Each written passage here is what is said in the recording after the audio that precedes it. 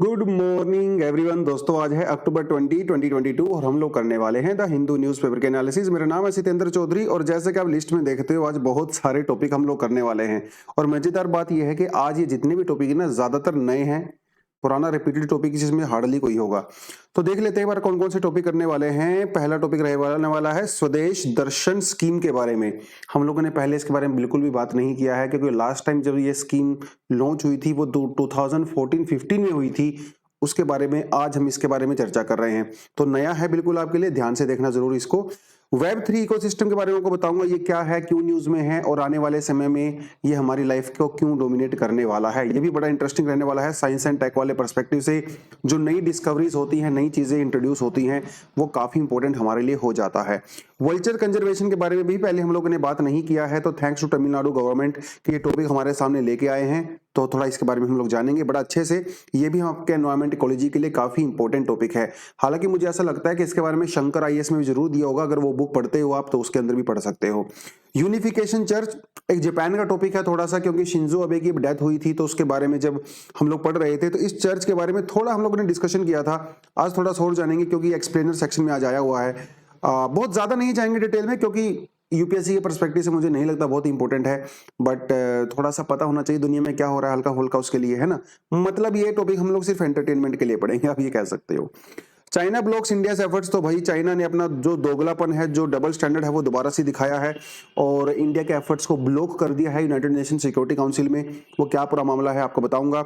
उसके अलावा चाइना, उसके अलावा टर्की की फॉरेन पॉलिसी के बारे में थोड़ा सा बात करेंगे और फिर बात करेंगे लाइफ एक इनिशिएटिव के बारे में। Then we have some MCQs और कुछ एडिशनल आर्टिकल भी हमारे पास है। चलिए जी। लेकिन आगे जाने से पहले कोई भी एस्पिरेंट वीडियो को बिना लाइक करे नहीं जाएगा, और प्लेटफॉर्म पे पहली बार हो तो सब्सक्राइब कर दो यार, ठीक है, क्योंकि इतना एफर्ट हम आपके लिए लेते हैं। एक हल्का सा एफर्ट 1 सेकंड का आप भी ले सकते हो। चलिए, तो पहली स्कीम के ऊपर बढ़ते हैं सीधा। तो बात यह है कि centre to promote destination in 15 states as part of Swadesh Darshan 2 का मतलब ये है कि भाई दिस इज दृश्यम 2, जैसे किसी भी मूवी का सेकंड पार्ट होता है। मतलब इसका पहला पार्ट ऑलरेडी लॉन्च हो चुका था 2014 में और 2015 में, ये उसका सेकंड पार्ट लॉन्च हुआ है। और देखिए यहाँ पे साफ साफ लिखा हुआ है डेस्टिनेशन। ये डेस्टिनेशन बेस्ड है, ये सर्किट बेस्ड नहीं है। ये बताऊंगा आपको पूरा मामला क्या है। देखिए, सरकार अभी कोविड से हम लोग बाहर निकले हैं, बहुत सारे लोग बहुत घूमी घूमी कर रहे हैं, है ना, इधर उधर घूम रहे हैं सब लोग। कोविड में तो 2 साल से फंसे हुए थे। लोगों ने रियलाइज किया कि भाई जिंदगी का भरोसा नहीं है, थोड़ी सी जिंदगी है तो इसको जी लो, अच्छे से घूम लो, फिर लो, ऐश कर लो। तो लोग अभी बाहर घूम रहे हैं, तो सरकार ने सोचा क्यों ना हम भी इस चीज का फायदा उठाया जाए और लोगों को एनकरेज किया जाए कि वो ज्यादा से ज्यादा घूमी घूमी करें, टूरिज्म करें। डोमेस्टिक टूरिज्म की हम यहाँ पे बात कर रहे हैं, इंटरनेशनल टूरिज्म की बात नहीं कर रहे हैं, समझ रहे हो। तो सरकार ने उसके लिए जो पुरानी स्कीम थी उसको अपडेट किया है। अब ये थोड़ा मामला बताता हूँ क्या है। देखिए, 2014-15 में सरकार ने एक स्वदेश दर्शन स्कीम लॉन्च किया था, लेकिन इस स्कीम का जो मेन फोकस था ना, वो था सर्किट, मतलब सर्किट डेवलप करना है। और ये डेस्टिनेशन बेस्ड नहीं था, सर्किट बेस्ड था। इसका एग्जांपल आपको दे देता हूँ, आपको शायद समझ में आ जाएगा। जैसे हम लोगों ने बुद्धिस्ट सर्किट बनाया था, हम लोगों ने हेरिटेज सर्किट बनाया, हिमालयन सर्किट बनाया, रामायण सर्किट बनाया, नॉर्थ ईस्ट सर्किट बनाया, सूफी सर्किट बनाया। ये बहुत सारे सर्किट हम लोगों ने बनाए, जिसमें आप एक डेस्टिनेशन पे नहीं जाते हो बल्कि कई सारी डेस्टिनेशन पे जाते हो एक ही साथ। जैसे बुद्धिस्ट अगर सर्किट की बात करें तो आप नई दिल्ली से शुरुआत होती है आपकी। नई दिल्ली के बाद आप कहां जाते हो, बोध गया में जाते हो दूसरे दिन। तीसरे दिन कहां जाते हो, राजगीर में जाते हो। चौथे दिन कहां जाते हो भैया, बनारस में जाते हो। अगले दिन कहां जाते हो भैया, लुम्बिनी में जाते हो। फिर आप जो है कुशीनगर में जाते हो, फिर आप श्रावस्ती में जाते हो, फिर आप आगरा में जाते हो, और फाइनली फिर से दिल्ली आते हो और यहां से फ्लाइट पकड़ के अपनी कंट्री में चले जाते हो। ये है बुद्धिस्ट सर्किट। इसी तरह के हम लोगों ने बहुत सारे सर्किट बनाए हुए हैं, जहां पे आप एक किसी पर्टिकुलर चीज के उन सारे पॉइंट्स को जोड़ते हो, डेस्टिनेशन में ट्रेवल करते हो जहां पे वो चीज पर्टिकुलर होती है। जैसे रामायण सर्किट में आप उन रामायण वाली साइट पे जाओगे, कृष्णा सर्किट में आप मथुरा चले गए, आप जो है जहां से कृष्ण जी की लाइफ जो है वो इंटीग्रेटेड थी, अब मतलब उसके बारे में हम लोग बात कर रहे हैं। तो ये एक डेस्टिनेशन बेस्ड नहीं है, लेकिन ये जो दूसरी स्कीम है ना, ये सरकार कह रही है कि डेस्टिनेशन बेस्ड है। तो हम लोगों ने क्या किया है, सरकार ने अभी 15 स्टेट्स के अंदर अलग अलग लोकेशंस को, अलग अलग डेस्टिनेशंस को आइडेंटिफाई यहाँ पे किया है दर्शन 2 स्कीम के अंदर में। अलग अलग स्टेट में, जैसे मध्य प्रदेश, कर्नाटक, तमिलनाडु, उत्तर प्रदेश और महाराष्ट्र में, ठीक है।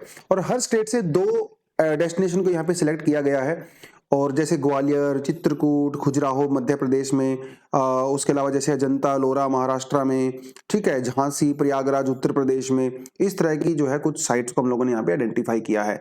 लेटर ऑन डेफिनेटली स्कीम को एक्सपेंड किया जाएगा पूरी कंट्री में, अभी सिर्फ 15 स्टेट्स को ही यहाँ पे चुना गया है। Getting my point. चलिए, तो पहले वाला जो स्कीम थी वो थी थीम बेस्ड, सर्किट बेस्ड। ये दूसरी जो स्कीम है वो है डेस्टिनेशन बेस्ड।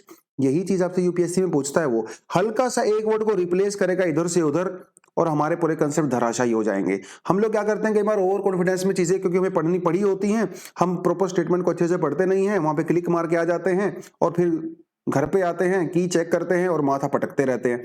एक एक वर्ड को थोड़ा ध्यान से पढ़ना है। यूपीएससी रिप्लेस करता है स्टेटमेंट्स को, कई बार फैक्ट को रिप्लेस करता है, प्लेसेस को रिप्लेस करता है, मिनिस्ट्री को रिप्लेस करता है, ये थोड़ा अपने ध्यान से देना, ठीक है। तो और ये पूरी तरह से सेंट्रल सेक्टर स्कीम है और मतलब फंडिंग वंडिंग जो है इसमें पूरी तरह से सेंट्रल गवर्नमेंट की होने वाली है। तो ये है भैया पूरे का पूरा मामला इस स्कीम के बारे में। चलिए, सेकंड जो टॉपिक हमारे आता है वो कहता है कि India fast emerging as a web 3 ecosystem. तो वेब 3 इकोसिस्टम जो है वो सबसे लेटेस्ट इकोसिस्टम है। देखिए हम लोग ना www यूज करते हैं ना, इसका मतलब क्या है, वर्ल्ड वाइड वेब।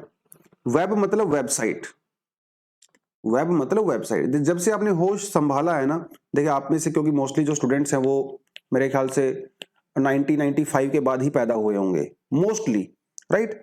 और ज्यादातर बच्चे हमारी क्लास में जो ऐसे हैं जो 2000 के बाद पैदा हुए हैं, 2004 वाले भी हैं क्लास में। तो आपने जो है बहुत ज्यादा रेवोल्यूशन नहीं देखा होगा शायद वेबसाइट्स का, लेकिन जो थोड़े पुराने हैं, मतलब जो 2000 के 1990s के बाद वाले हैं, उन्होंने बहुत अलग से टेक्नोलॉजी में देखा होगा। देखिए वो पहले क्या होता था, 1990s में क्या होता था, 2004 तक आपको मान लो कोई जानकारी चाहिए, आप उस वेबसाइट पे जाते थे, उस वेबसाइट से वो जानकारी आप आराम से हासिल कर सकते थे, इंफॉर्मेशन ले सकते थे। कोई भी एक एग्जांपल देख सकते हो। जैसे मान लो आपको क्या करना है, कोई न्यूज पढ़नी है, तो आपने क्या किया, आप एनडीटीवी की वेबसाइट पे गए, वहां पे जाके आपने न्यूज पढ़ी और आप सेटिस्फाई हो गए। ये तरीका होता है, इसे कहते हैं रीड ओनली वेबसाइट, ठीक है। आप वहां पे जाके कमेंट नहीं कर सकते, आप उनके साथ चैट नहीं कर सकते, आप सिर्फ एक साइड से इंफॉर्मेशन ले सकते हो। रीड ओनली इसको कहते हैं। तो इसे कहते हैं वेब 1.0। वेब 1.0 जो कि 1990 में शुरुआत हुई और 2004 तक ये चलता रहा। इसमें जीरो इंटरेक्शन होती है बिटवीन यूजर्स एंड जो मतलब वेबसाइट के जो ओनर्स होते हैं उनके बीच में कोई इंटरेक्शन नहीं होता है। These are very static, very boring, ठीक है, नो इंटरेक्शन। फिर भैया 2004 के बाद जन्म होता है वेब 2.0 का, जो अभी तक चल रहा है, 2022 तक चल रहा है। इसमें क्या होता है, ये होता है रीड राइट। आप उसको पढ़ भी सकते हो और वहां पे जाके राइट भी कर सकते हो, मतलब आप वहां पे जाके कमेंट भी कर सकते हो, आप उनके साथ इंटरेक्शन कर सकते हो, आप उनके साथ चैट कर सकते हो, ठीक है। इवन आप खुद का कंटेंट भी बना सकते हो और यूजर टू यूजर इंटरेक्शन भी होता है। तो फेसबुक पे क्या होता है, यूजर टू यूजर इंटरेक्शन ही तो होता है। इंस्टाग्राम पे क्या होता है, यूजर टू यूजर इंटरेक्शन होता है। ये चीज है। तो आप कंटेंट क्रिएट भी कर सकते हो, बट इसके अंदर एक सबसे बड़ी खामी ये है, दिक्कत ये है इस वेब 2.0 में, आप कंटेंट क्रिएट करते हो, आप उस कंटेंट के मालिक नहीं हो। You do not own the content, समझ रहे हो। अब आपने मान लो कोई रील बनाई और वो रील डाल के आपने जो है टेलीग्राम इंस्टाग्राम पे डाल दी, आप उसको ऑन नहीं करते हो, आपने वो सिर्फ बनाया है, इंस्टाग्राम उसका मालिक है। कल को अगर इंस्टाग्राम की एप्लीकेशन खत्म हो जाती है तो आपका पूरा कंटेंट गया। You do not own your content, getting my point. और वेब 2.0 से क्या हुआ, जो कंपनीज का जो रेवेन्यू था वो एडवर्टीजमेंट बेस हो गया है ना, आजकल हर चीज के ऊपर एडवर्टीजमेंट आती है, राइट। ये है वेब 2.0। तो इसके अंदर बहुत सारी दिक्कतें हैं। खास सबसे बड़ी दिक्कत यहाँ पे प्राइवेसी की है। ये जितनी भी वेबसाइट है ना, आपका बहुत सारा डेटा कलेक्ट कर लेती है, फिर इसको पता नहीं किस किस को बेचती हैं, आपका फालतू के ईमेल आते हैं, फालतू की कॉल्स आती हैं। कई बार तो ऐसा होता है आप किसी चीज के बारे में सोच रहे होते हो, आप इंटरनेट खोलते हो और उसी की ऐड आपको दिखती है।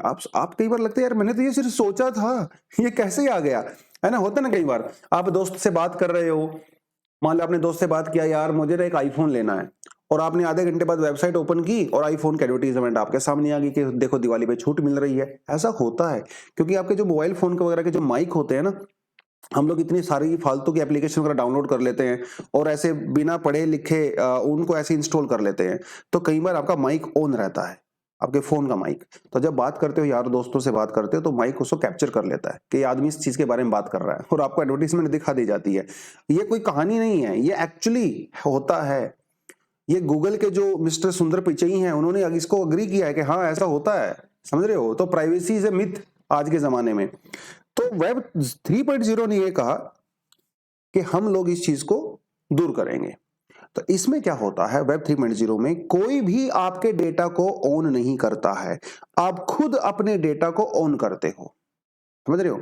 आपकी प्राइवेसी आपके हाथ में है। हर बार जब भी आपका डेटा कहीं अगर शेयर किया जाता है तो आपकी एक्सक्लूसिव परमिशन की रिक्वायरमेंट होती है। आपकी परमिशन के बिना वो इंफॉर्मेशन शेयर नहीं हो सकती, क्योंकि वो आपकी इंफॉर्मेशन की चाबी आपके हाथ में होती है। जैसे क्रिप्टो करेंसी, ब्लॉकचेन, एनएफटी। तो इसमें पावर वेबसाइट को नहीं है, इसमें पावर फ्लिपकार्ट अमेज़न को नहीं है, गूगल को नहीं है, एप्पल को नहीं है, इसमें पावर आपके हाथ में। ये फायदा है सबसे बड़ा वेब 3.0 का। तो इसमें इट इज कंप्लीटली डिसेंट्रलाइज्ड। कोई भी एक वेबसाइट, कोई भी अथॉरिटी आपके कंटेंट को ओन नहीं करती है। इसे कहते हैं वेब 3.0। यूजुअली ब्लॉकचेन टेक्नोलॉजी के ऊपर ये काम करता है, जिसमें क्रिप्टो करेंसीज वगैरह काम करती हैं, ठीक है, इस तरह से काम करता है। अगर आपको एक एग्जांपल वैसे तो देने की जरूरत नहीं है, मेरे ख्याल से आप समझ गए होंगे। एग्जाम्पल जैसे मान लो आपको देता हूं, मान लो कोई गेम खेलते हो आप, मान लो पबजी खेल रहे हो, ठीक है। उस गेम के अंदर आपने बहुत सारी चीजें खरीदते हो, पैसा देते हो, खरीदते हो, किसी ने गन खरीदा, किसी ने ड्रेसेस खरीदी, कुछ भी खरीदते हो। अब आपने पैसा खर्चा किया, आपने वो चीज खरीदी, आप गेम खेल रहे हो, राइट। अब हुआ क्या, कल को मान लो वो गेम बंद हो गया, एक सरकार ने वो गेम बंद कर दिया, आपका पैसा तो डूब गया। आपने जो एसेट्स खरीदे थे उस गेम के अंदर वो भी गायब हो गए। लेकिन वेब 3.0 में ऐसा नहीं होता है, आप एक्चुअली में उन चीजों के मालिक हो। लाइक एनएफटी, आपने कोई सॉन्ग परचेज किया तो आपका हो जाता है। तो आप अगर वो गेम बैन भी हो जाता है ना फर्दर फ्यूचर में, अगर सरकार उसको बैन कर देती है, तब भी वो कंटेंट, वो चीज आपकी ही रहती है, और आप उसे फर्दर मार्केट में किसी और को भी बेच सकते हो। ऐसा नहीं है कि सिर्फ एप्लीकेशन में आपके पास रहेगी, नहीं भैया, किसी और को बेचो, चलेगा, कोई दिक्कत नहीं है। ये होता है वेब 3.0। अभी कहीं कहीं यूज होने लगा है ये, खासकर क्रिप्टो करेंसीज वगैरह में, लेकिन फ्यूचर में इसका यूसेज और बढ़ेगा। दिक्कत बस यहाँ पे ये है कि जो डेवलप्ड कंट्री हैं, ये टेक्नोलॉजी ज्यादा सबसे पहले वहां पे आएगी, क्योंकि वहां पे भैया 5G चलता है, हाई स्पीड इंटरनेट चलता है, इंटरनेट की लिटरेसी बहुत ज्यादा है। डेवलपिंग कंट्री में चीजें थोड़े लेट आएंगी, ठीक है। चलिए थोड़ा आगे बढ़ते हैं थर्ड टॉपिक पे। तीसरा टॉपिक कहता है भैया, Tamil Nadu launches mission to save critically endangered vultures. Vulture का मतलब आपने देखा होगा, वल्चर का मतलब होता है ये देखिए, जिसे हम लोग चील कहते थे पहले, है ना, चील। आप पता नहीं हिंदी में इसको क्या कहते हैं, वल्चर्स को, ठीक है। बट एक चीज आपने नोटिस किया होगा, अगर आपको होश है उन दिनों का, 1990s में क्या था, इंडिया में बहुत सारे वल्चर्स हुआ करते थे। मुझे खुद याद है, हमारे गांव में बहुत सारे वल्चर्स हुआ करते थे। तो जब भी कोई गाय या भैंस या कोई जानवर मर जाता था तो उसको एक डेडिकेटेड जगह पे जाके छोड़ देते थे, और ये चील आती थी, वल्चर्स आते थे, उसको खा देते थे, 2-3 दिन में उसको खत्म कर देते थे, सफाई हो जाती थी पूरी। तो एक्चुअली वो नेचुरल स्कैवेंजर्स होते हैं। नेचर ने कितना बढ़िया सिस्टम बनाया हुआ है ना। एक जानवर होता है, पूरी लाइफ जिंदगी जीता है, खाता पीता है, मौज करता है, फिर वो मर जाता है तो उसकी सफाई नेचर खुद ही कर देता है। इतना जबरदस्त सिस्टम होता है नेचर का।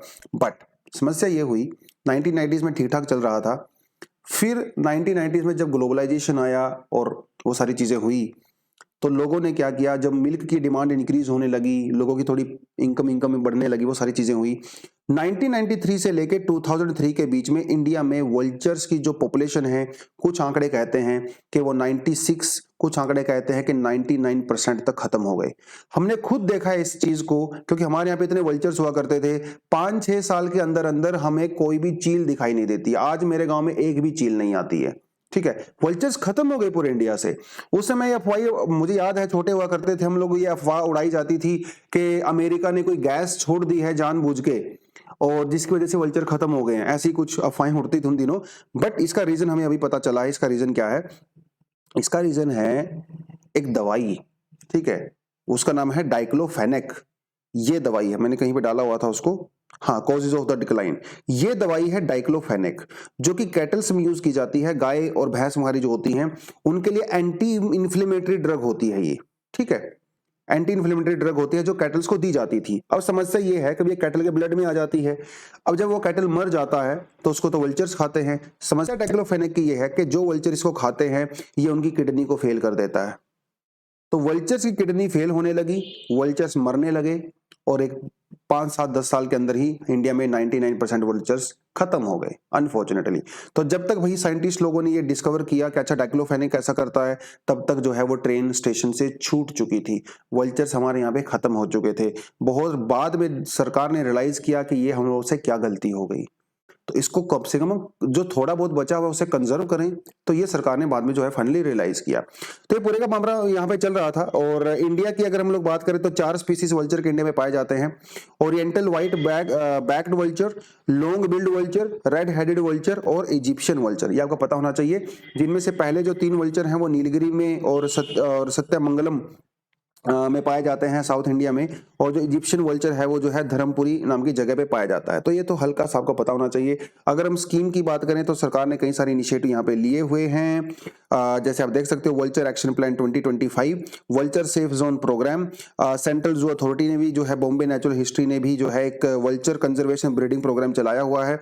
उसके अलावा हमारे पास vulture conservation and the breeding centres जो है इंडिया में अलग अलग जगह पे ओपन किए हुए हैं। जैसे पिंजौर के अंदर ओपन हुआ है, भोपाल में हुआ है, गुवाहाटी में हुआ है, ठीक है। तो ये लोग क्या करते हैं, इनके आसपास का जितना भी एरिया होता है वहां पे डाइक्लोफेनेक को पूरी तरह से बैन कर दिया गया। हालांकि पूरे इंडिया में ही डाइक्लोफेनेक को बैन कर दिया गया 2008 के बाद से, बट अभी भी कहीं कहीं ना इलीगल तौर पर तो ब्लैक मार्केटिंग होती ही है, लोग उसको यूज करते ही हैं। तो इन जगह पे जहां पे इन्होंने सरकार ने सेंटर बना रखे हैं, वहां पे जब भी कोई कैटल की डेथ होती है तो उसका पहले ब्लड सैंपल वगैरह चेक किया जाता है, रेगुलर बेसिस पे चेक किया जाता है कहीं उसके ब्लड के अंदर डाइक्लोफेनेक तो नहीं है। तो अगर डाइक्लोफेनेक पाया जाता है तो उसको ओपन नहीं छोड़ते हैं। तो ये कुछ इनिशिएटिव जो है वो सरकार ने लिए हुए हैं। आपको बताता चलूं कि इंडिया को तो हम लोगों ने खैर बात कर ही लिया है। आईयूसीएन के स्टेटस के हिसाब से, आईयूसीएन के हिसाब से 9 कैटेगरी होती हैं वल्चर्स की, ठीक है, 9 कैटेगरी होती हैं, जिनमें से ये जो ऊपर वाली 4 कैटेगरी हैं, ये व्हाइट रम्प्ड और स्लेंडर, लॉन्ग बिल्ड और रेड हेडेड, ये क्रिटिकली एंडेंजर्ड है भैया। तो इनको प्रोटेक्ट करना सबसे ज्यादा जरूरी है, समझ रहे हो। उसके अलावा जो साइट्स होता है उसके अंदर अपेंडिक्स 2 होती है और वाइल्ड लाइफ प्रोटेक्शन एक्ट 1972 के शेड्यूल 1 में है। मतलब इंडिया के कानून के हिसाब से इनको हाईएस्ट लेवल ऑफ प्रोटेक्शन दिया गया है। तो वल्चर के बारे में इतना आपको पता होना चाहिए, मुझे लगता है काफी सफिशिएंट है आपके लिए, ठीक है। चलिए आगे बढ़े। चलिए जी, अगला जो टॉपिक हमारे पास आता है वो कहता है कि भैया why is Japan's unification church being investigated. तो इसको हम लोग थोड़ा यहाँ से कर सकते हैं क्योंकि यहाँ थोड़ा क्लैरिटी आएगा, उधर क्लैरिटी नहीं आता है। तो अगर आपको ऐसा लगता है ना कि ये जो कल्ट होते हैं, जो बाबा लोग होते हैं, ये साधु और इस तरह के जो लोग होते हैं वो इंडिया में ही होते हैं और इंडिया की जनता का बेवकूफ बनाते हैं, ऐसा गलत है। ये चीजें पूरी दुनिया में ही होती हैं। ये ऐसा नहीं है कि भैया जापान में मतलब इंडिया, बांग्लादेश और इधर ही कंट्रीज में होती है, नहीं। अमेरिका में भी ऐसे बहुत सारे बाबा लोग पाए जाते हैं, चाइना भी ऐसे बहुत सारे बाबा लोग पाए जाते हैं, इंडिया, रशिया, हर जगह बाबा लोग पाए जाते हैं। आज जिस बाबा की बात हम लोग कर रहे हैं वो जापान के अंदर है, ठीक है। इंडिया में तो कितने सारे बाबा लोग हैं भैया, बहुत सारे जेल में बंद हैं, है ना।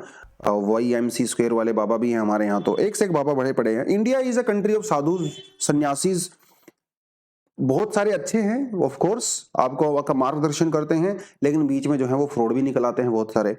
तो ऐसे ही जापान के अंदर एक बाबा हुआ करते थे बहुत पहले, और उनका नाम था सुन म्यूंग मून, मतलब आप मून कह सकते हो, ठीक है। और इन्होंने एक अपना पंथ बनाया, इन्होंने एक अपना कल्ट बनाया, ठीक है। और उस कल्ट का नाम इन्होंने रखा यूनिफिकेशन चर्च, ठीक है। और ये यूनिफिकेशन चर्च एक्चुअली वो साउथ कोरिया से शुरू हुआ था।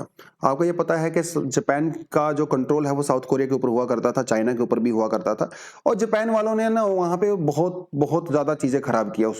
जब जापान वाले कम नहीं है भाई, जापान वाले जब चाइना में को कंट्रोल करते थे तो जापान में जो है मिलियंस ऑफ लोगों को उन्होंने मार दिया, इनोसेंट लोगों को। यही हाल जापान वालों ने कोरिया के अंदर किया। तो जापान भी कोई ब्रिटेन से और जर्मनी से कम नहीं था। तो हुआ ये कि जो इन्होंने कोरिया में ये अपना यूनिफिकेशन चर्च बनाया, इन्होंने मून जी ने, और फिर बाद में इन्होंने अपने इसी को चर्च को 1950s के अंदर 60 और 50s में 70s में इसको जापान के अंदर इंट्रोड्यूस किया, ठीक है। और ये अल्ट्रा कंजर्वेटिव और एंटी कम्युनिस्ट एक अल्ट्रा ग्रुप है, अल्ट्रा कंजर्वेटिव है और एंटी कम्युनिस्ट है। तो ये जब जापान के अंदर आया, और ये जो मिस्टर मून है, ये अपने आप को मसाया कहते हैं, मतलब मैं मसीहा हूं, ठीक है। और आपके जो पाप हैं, अगर आप मेरी शरण में आओगे, मेरे से आशीर्वाद लोगे, तो आपके सारे पाप धुल जाएंगे। और तो ये जब जापान में आए तो इनका थोड़ा माहौल बनने लगा जापान में। तो इनको जापान के लोगों ने कहा कि भैया आप मुझे भर भर के पैसा दीजिए, ठीक है, आप डोनेशन दीजिए तो लोग डोनेशन देने लगे, जैसा हमारे यहाँ पे भी होता है। और इन्होंने जापान के लोगों को ये भी कहा कि क्योंकि पास्ट में यू आर ऑल्सो कोलोनाइजेशन, है ना, you are also colonise country, आपने कोलोनाइजेशन किया था साउथ कोरिया का, आपने बहुत सारे पाप वहां पे किए हैं, तो अपने पाप को धोने के लिए आप पैसा दीजिए। तो जापान के बहुत सारे लोगों ने अपने पापों को धोने के लिए उनको पैसा वैसा दिया, तो सारा का सारा माहौल वहां पे बन रहा था। शुरू में तो लोग ना घरों में जाते थे, 1-to-1 मार्केटिंग करते थे, घरों में जाते थे, रेलवे स्टेशन के ऊपर पैम्पलेट बांटते थे। भैया धीरे धीरे लोग थोड़ा उससे थोड़ा अट्रैक्ट होने लगे, जुड़ने लगे, आज बड़े बड़े ग्रुप हो गए हैं। तो ये पूरे का पूरा माहौल यहाँ पे चल रहा था। और इनकी डेथ भी बहुत पहले नहीं है, अभी रिसेंटली ही, शायद इनकी कुछ साल पहले ही इनकी डेथ हुई थी मून की। बट एनीवेज, तो इन्होंने क्या किया, बहुत सारे पैसे का जुगाड़ कर लिया और धीरे धीरे जो है इन्होंने अपनी पॉलिटिकल पार्टी भी बना ली। और जो मिस्टर शिंजो अबे थे अभी, जिनकी डेथ हुई है प्राइम मिनिस्टर की, और मतलब उनकी डेथ क्या हुआ, उनको मर्डर कर दिया गया है, वो भी इसी ग्रुप से जुड़े हुए थे। अब बात यहाँ पे हुई कि वहां पे एक महिला थी, ठीक है, उस महिला ने अपनी जिंदगी की सारी कमाई इस यूनिफिकेशन चर्च को दे दिया, जो कि लगभग जो है 7-8 लाख डॉलर हुआ करती थी। भैया बहुत बड़ी रकम होती है ये। तो उन्होंने चर्च को दे दी, और उनके जो सुपुत्र थे जिनका नाम था तेत्सुया, उनको ये बात बड़ी खटक गई, कह रही मेरी मदर ने अपनी सारी जिंदगी कमाई वहां पे दे दी, मेरे लिए तो कुछ बचाया ही नहीं। तो इनकी नजर में जो है वो यूनिफिकेशन चर्च को हेट करते थे। और जो शिंजो अबे थे वो भी कहा जाता है कि यूनिफिकेशन चर्च के ही मेंबर थे। ऐसा कहा जाता है कि उनकी उनकी कैबिनेट के 50% से ज्यादा लोग जो है इस चर्च के मेंबर हुआ करते थे। तो इन्होंने जो है उस पूरी हेट में और उनके ऊपर अटैक किया और उनकी डेथ हो गई। तो ये जो है बनता है पूरा का पूरा मामला, और इसी वजह से यूनिफिकेशन चर्च जो है वो चर्चा में है। तो उनके कैबिनेट के कई सारे मेंबर, इवन उनके ब्रदर और भी कई सारे मेंबर को जो है वहां पे हटा दिया गया है मिनिस्ट्री से। तो ये पूरे का पूरा मामला बनता है यूनिफिकेशन चर्च के बारे में। थोड़ी सी इंटरेस्टिंग सी कहानी थी, आई होप आपको बता देता हूँ। लेकिन अगर आप ये सोचते हो कि ये बाबा लोग सिर्फ इंडिया में ही होते हैं तो ये गलत है। ये बाबा लोग भैया हर जगह है, रशिया में तो मतलब भरे ही पड़े हैं, यूक्रेन में भी बहुत सारे हैं, और ब्रिटेन में भी मिलते हैं, जापान में, अमेरिका में, कनाडा में, हर जगह मिलते हैं। ठीक है, तो लेट्स होप इंडिया में कोई ऐसा बाबा हो और जो ब्रिटेन में जाए और ब्रिटेन वालों को बोले कि तुम लोगों ने बहुत पाप किए हैं हिस्टोरिकली, और इंडिया में पाकिस्तान में इधर उधर करके, और आप जो है पैसा दीजिए, डोनेशन दीजिए और भर भर के, और हमारा शायद कोहिनूर भी आ जाए, ऐसा कोई बाबा निकले वो ब्रिटेन वालों को कन्विंस कर दे कि हमारा कोहिनूर वापिस आ जाए।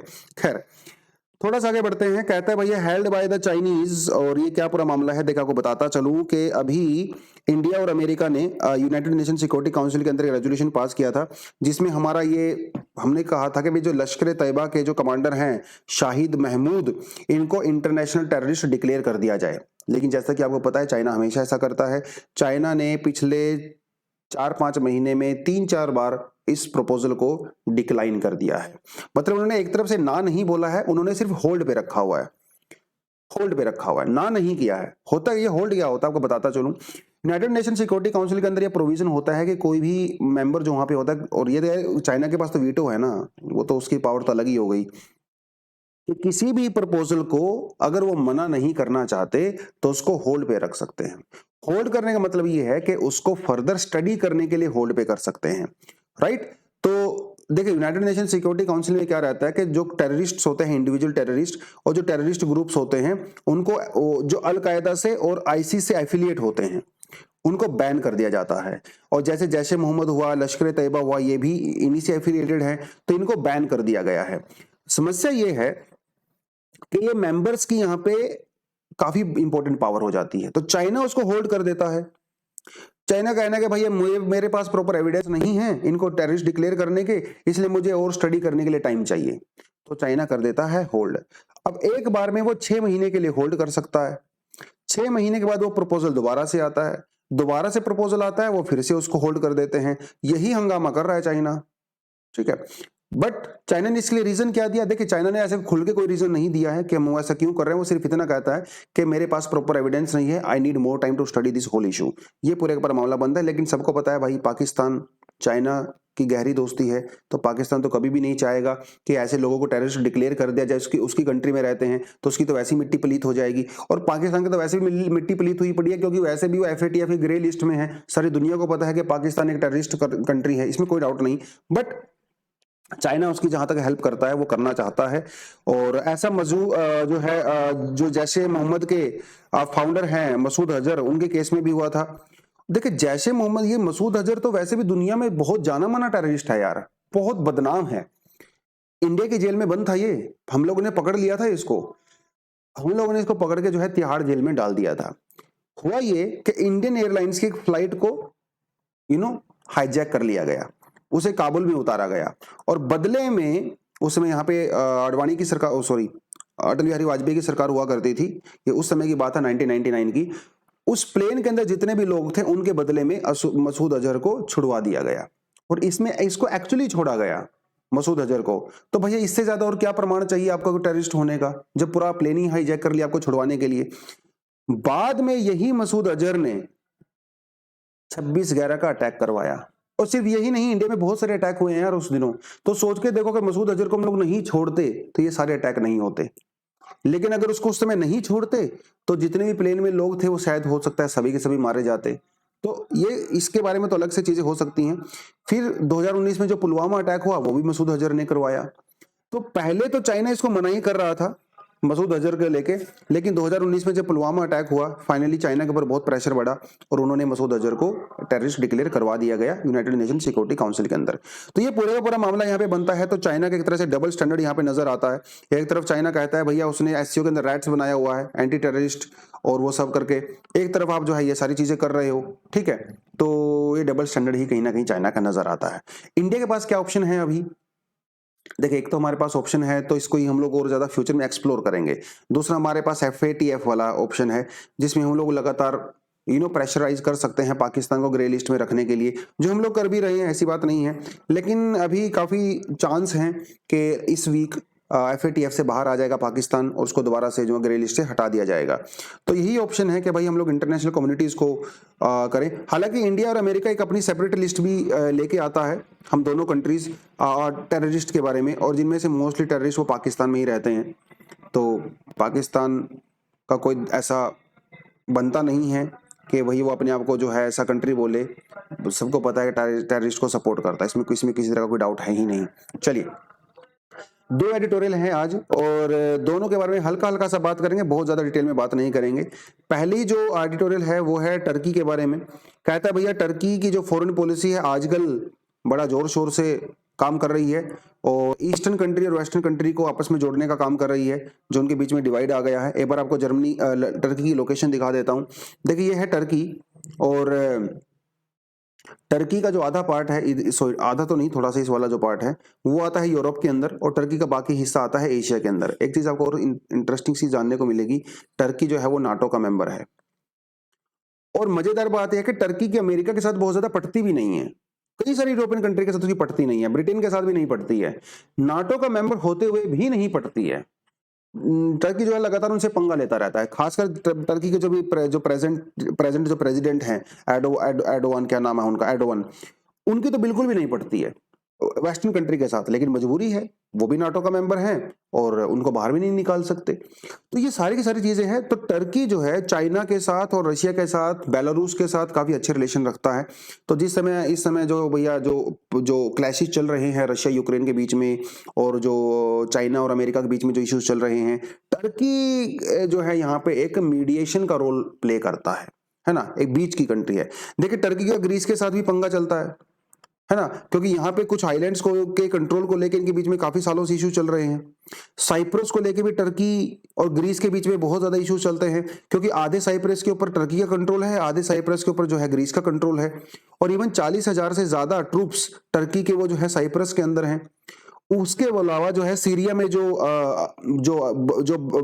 वो है अल बशर है, उसके साथ भी टर्की के ठीक ठाक से रिलेशन है। लेबनान के साथ भी जो है ठीक ठाक सा काम कर रहा है। तो टर्की जो है वो बेसिकली जिसमें कहते हैं ना कि सारी उंगलियां घी में होती हैं, तो अपनी सारी उंगलियां जो है वो घी में डालने की कोशिश कर रहा है। एक तरफ रशिया से बात कर रहा है, दूसरी तरफ सीरिया से बात कर रहा है, दूसरी तरफ जॉर्डन से बात कर रहा है, उधर वो ब्रिटेन से बात कर रहा है, इजराइल से, हर जगह से जो है टर्की इस तरह से बात करने की कोशिश कर रहा है। तो उसी के बारे में जो है इन्होंने यहाँ पे अलग अलग तरीके से बात इस आर्टिकल के अंदर की है। ठीक है, तो इन्होंने कहा है कि भाई जैसे इजिप्ट है, सऊदी अरेबिया है और यूएई है, इनके साथ भी वो जो है बातचीत करने की कोशिश कर रहा है। हालांकि इजराइल के साथ बहुत ज्यादा पटती नहीं है टर्की की, लेकिन अभी पिछले कुछ समय में देखा गया है कि वो इजराइल के साथ भी थोड़ा बहुत बात करने की कोशिश यहाँ पे कर रहा है। देखिए जहां उसको बेनिफिट मिलता है यार, वहीं पे जाके काम करेंगे।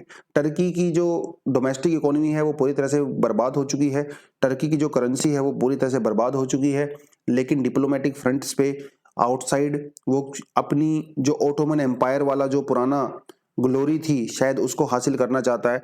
और ये साफ साफ बोल दिया है मिस्टर एर्डोगन ने कि हम लोग अपनी ओटोमन एम्पायर की ग्लोरी को वापस लेके आना चाहते हैं।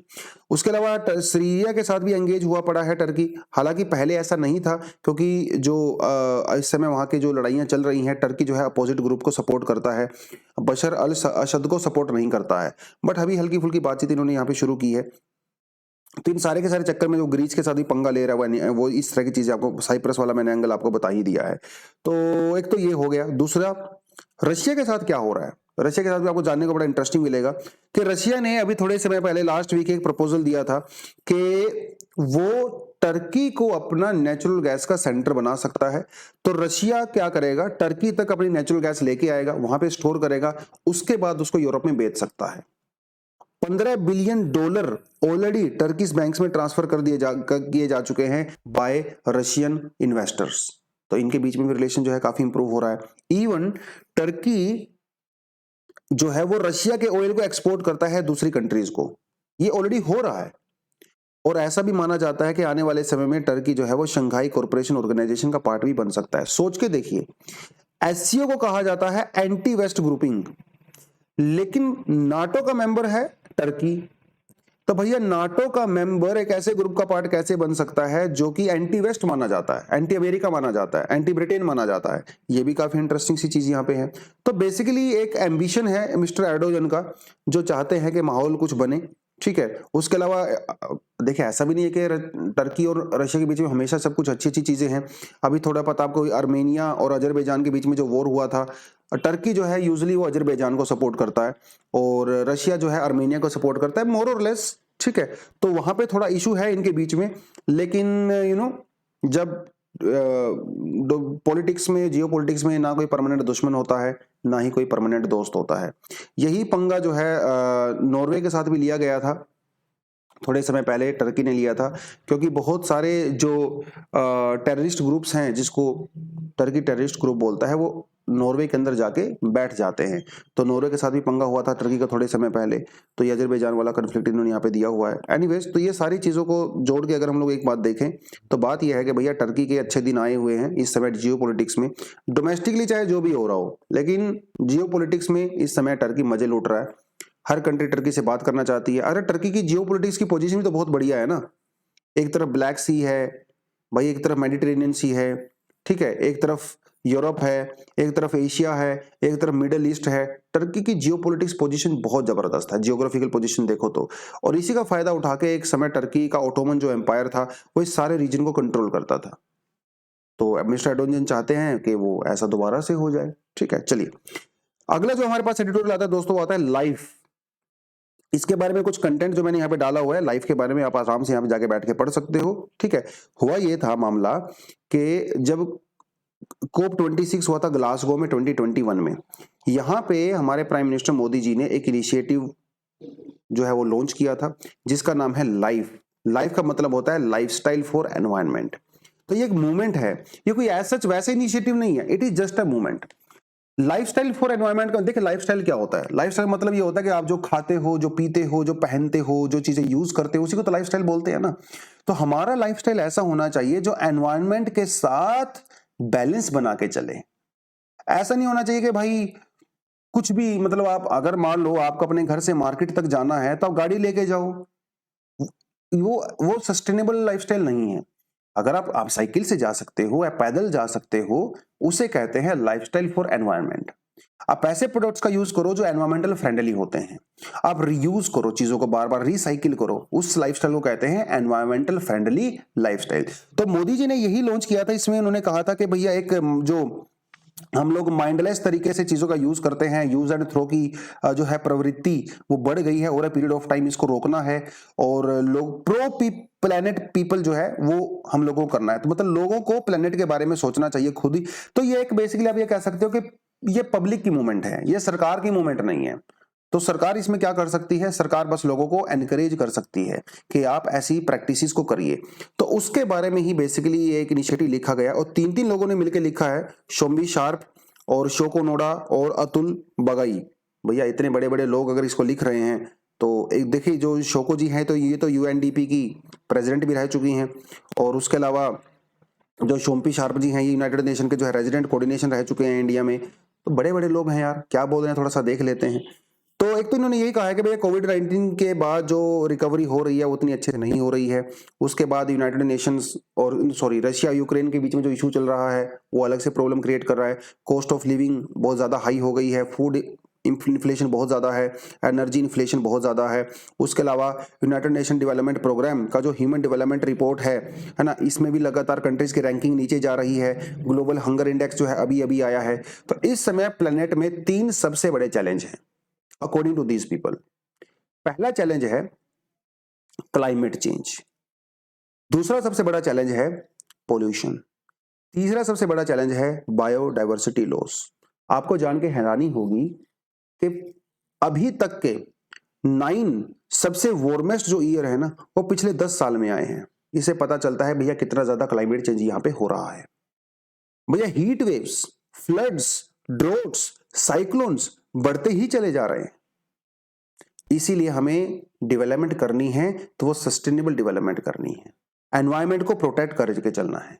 तो जो पेरिस अग्रीमेंट हुआ है या COP26 जो ग्लासगो में हुआ है, ये जो भी बात करते हैं कि हमें टेम्परेचर को 1.5 डिग्री सेंटीग्रेड तक रोकना है, तो जो ट्रेन है बेसिकली वो धीरे धीरे आपके स्टेशन से छूटती चली जा रही है। तो इसमें सरकारों को जो करना है वो तो करेंगे ही, सोलर एनर्जी को प्रमोट करना है, विंड एनर्जी को प्रमोट करना है, वो तो करेंगे ही करेंगे यार। लेकिन एज अ आम आदमी, as a consumer, as a citizen हमारी क्या रिस्पॉन्सिबिलिटी बनती है, उसके लिए जो है 2021 में पिछले साल मोदी जी ने लाइफस्टाइल मूवमेंट को लॉन्च किया था। ठीक है, इसमें हम लोग क्या कर सकते हैं, इसमें हम लोग छोटे छोटे एक्शन ले सकते हैं। जैसे अपने घर पे एनर्जी को बचाइए, फालतू में पंखे मत चलाइए, फालतू में बिजली मत खर्च करिए, साइकिल्स का यूज कीजिए, पब्लिक ट्रांसपोर्ट का यूज करिए गाड़ी चलाने की बजाय। ठीक है, प्लैनेट जो प्लांट बेस्ड फूड है उनको ज्यादा कंज्यूम करिए। ठीक है, वेस्टेज कम होगी, राइट। उसके अलावा आप क्या कर सकते हो, जैसे कुछ ऐसे बिहेवियर को आप एनकरेज कर सकते हो या डिस्करेज कर सकते हो। जैसे हम लोग फूड वेस्टेज करते हैं, ये आपको इस बिहेवियर को डिस्करेज किया जाना चाहिए। तो जब कैफेटेरिया वगैरह में जाते हो, होटल्स वगैरह में जाते हो, तो आपको थोड़ी कम क्वांटिटी दें उसके हिसाब से। ठीक है, रिसाइकलिंग को आप एनकरेज कर सकते हो, राइट। जो रिसाइकिल जो बिन होते हैं, जो कूड़े कबाड़ जिसमें हम लोग डालते हैं, उनको ज्यादा आई कैचिंग बना सकते हो ताकि लोग उनको ज्यादा यूज करें। ठीक है, और जो हमारी सड़कें होती हैं वहां पे साइकिल पाथ, जो साइकिल लेन होती है, उसका बेटर तरीके से यूज कर सकते हो, सरकार उसको बना सकती है। क्योंकि दुनिया का जो 2/3 जो ग्रीन हाउस गैस एमिशन है ना, वो ह्यूमन लाइफस्टाइल की वजह से होता है। तो जब हमारा लाइफस्टाइल चेंज होगा तो डेफिनेटली वो खुद ब खुद चेंज हो जाएगा। तो ये इन्होंने यहाँ पे बेसिकली कहा है। और इंडिया इसके सेंटर में क्यों है, क्योंकि अभी जो यूनाइटेड नेशन के जो जनरल सेक्रेटरी हैं मिस्टर अंटोनियो, वो अभी इंडिया में आए हैं और गुजरात में जो स्टैच्यू ऑफ लिबर्टी है वहाँ पे वो गए हैं और वहाँ पे मोदी जी के साथ उन्होंने मुलाकात किया और उन्होंने कहा है कि जो प्रो पीपल प्लेनेट पीपल का जो इनिशिएटिव है, इंडिया से इसकी शुरुआत होनी चाहिए। क्योंकि यार इतना बड़ा कंट्री है, 1.3 बिलियन 4 बिलियन का कंट्री है हमारा। तो जब हमारा लाइफस्टाइल चेंज होगा तो डेफिनेटली पूरी दुनिया उस पे को इम्पैक्ट होगा। बाकी हमारे पास स्वच्छ भारत मिशन वगैरह है, तो वो तो खैर अच्छा काम कर ही रहा है। ये कुछ कुछ चीजें हैं जो इन्होंने यहाँ पे इसके बारे में बात किया है। क्योंकि अल्टीमेटली बात वही है ना यार, कि अगर आप अमीर और गरीबों को देखो, दुनिया के जो बॉटम के 50% लोग हैं और जो अमीर लोग हैं टॉप वाले, इनके बीच में बहुत गैप है। एक अमीर आदमी डेवलप्ड कंट्री के अंदर 80 गुना से ज्यादा, 80 टाइम्स, मोर देन 80 टाइम्स वो क्लाइमेट चेंज के लिए रिस्पॉन्सिबल है। लेकिन कर रहा है अमीर आदमी, लेकिन इंपैक्ट किसके ऊपर हो रहा है, गरीब आदमी के ऊपर हो रहा है। यार अमीर आदमी के पास तो 100 तरह के सॉल्यूशन होते हैं, वो तो कर लेगा अपना जुगाड़, अब गरीब आदमी कैसे करेगा। तो इसीलिए इस तरह की मूवमेंट को सामने लाना बहुत ज्यादा जरूरी है। जैसे महात्मा गांधी जी ने कहा था that world has enough for everyone's need but not enough for everyone's greed. तो वो जो ग्रीड है ना उसको कंट्रोल करना है। ग्रीड कंट्रोल करेंगे तो सारी चीजें अपने आप ही ठीक हो जाएंगी। और अगर आप इंडिया की बात करें तो इंडिया ने बहुत सारे अच्छे अच्छे इनिशिएटिव ले रखे हैं। जैसे पंचामृत टारगेट की बात करें तो वो हम लोगों ने लिया हुआ है। इंटरनेशनल सोलर अलायंस जिसके बारे में हम लोगों ने कल बात किया था। Coalition for the disaster resilient infrastructure, ये क्या है, जो आइलैंड कंट्रीज होते हैं जिनके ऊपर क्लाइमेट चेंज का सबसे ज्यादा खतरा होता है, वहां पे ऐसा इंफ्रास्ट्रक्चर डेवलप करना है ताकि अगर कल को वहां पे कोई फ्लड आता है, साइक्लोन आता है, तो अपने आप को मेंटेन कर सके। कम से कम उनका जो एयरपोर्ट वगैरह होता है या जो रेलवे स्टेशन होते हैं उन इंफ्रास्ट्रक्चर को जो है आप थोड़ा सा बेटर बना सको, ये इसका इनिशिएटिव का मतलब होता है। अमेरिका के साथ मिलकर हम लोग बहुत सारा पैसा वैसा यहाँ पे जुगाड़ करते हैं। उसके अलावा जैसे रिन्यूएबल्स हो गए, इलेक्ट्रिक मोबिलिटी वगैरह हो गया, ये भी हम लोगों ने काफी अच्छा इनिशिएटिव यहाँ पे लिया हुआ है। ठीक है, तो बहुत सारे इनिशिएटिव हम लोगों ने लिए हुए हैं। पंचामृत अगर आपको देखना है तो पंचामृत यहाँ पे देख सकते हो, 5 जो तरीके हैं। और इंडिया के अलग अलग टारगेट भी हैं। 2023 में हमारा जो टारगेट है वो अलग है। 2070 में हम लोगों को नेट जीरो अचीव करना है। ठीक है, 500 गीगावाट बिजली हमें रिन्यूएबल एनर्जी सोर्सेज से पैदा करनी है बाय 2030। ठीक है, और इस तरह की बहुत सारी चीजें हम लोगों ने यहाँ पे इनिशिएटिव लिए हुए हैं। तो these are actually India's INDC as well, जो हम लोगों ने पेरिस के अंदर प्रोमिस किया था। बाद में हम लोग इसको अपडेट करते रहते हैं। ऑफ कोर्स COP26 में भी हम लोगों ने इसको अपडेट किया था। But yes, these are some of the things जो लाइफस्टाइल के बारे में है। तो थोड़ा सा इस आर्टिकल के तहत हम भी आज एक प्रण ले सकते हैं as a aspirant, as a student, as a citizen, as a responsible citizen. एक प्रण ले सकते हैं कि कोशिश करेंगे कि हम लोग अपनी लाइफस्टाइल को चेंज करेंगे आज से। मैं खुद आपके सामने प्रण लेता हूं, कोशिश करूंगा कि हमें ऐसी प्रैक्टिस कोई ना करूं, मिनिममाइज करने की कोशिश करूंगा ऐसी प्रैक्टिसेस को जो हमारे एनवायरनमेंट को नुकसान पहुंचाती है। कहीं साइकिल पे जाना होगा तो साइकिल प्रेफर करूंगा मेरी बाइक की बजाय। अगर कहीं पे पैदल जाना हो तो पैदल प्रेफर करूंगा। बिजली वगैरह फालतू का खर्चा नहीं करूंगा। होटल्स वगैरह में जब खाना खाने जाते हो तो वेस्टेज नहीं करेंगे, घर में वेस्टेज नहीं करेंगे। छोटी छोटी सी इंडिविजुअल सी प्रैक्टिसेस होती हैं, लेकिन अगर लार्ज स्केल पे करते हैं तो बहुत जबरदस्त इंपैक्ट इसका नजर आता है। तो दोस्तों आज के लिए इतना ही था। एक चीज आपको बताता चलूं कि MCQs जो कल मैंने आपको दिए थे इसका आंसर मैं आपको कल दूंगा। आज इसका आंसर आपको मैं नहीं दे पाऊंगा क्योंकि अनफॉर्चुनेटली वो यहाँ पे इंक्लूड नहीं किए गए हैं। लेकिन आपको जो कंटेंट मिलेगा, कंटेंट में उसका आंसर मैं आपको दे दूंगा। ठीक है, चलो आज के लिए इतना ही था। Thank you very much, all the best, जय हिंद।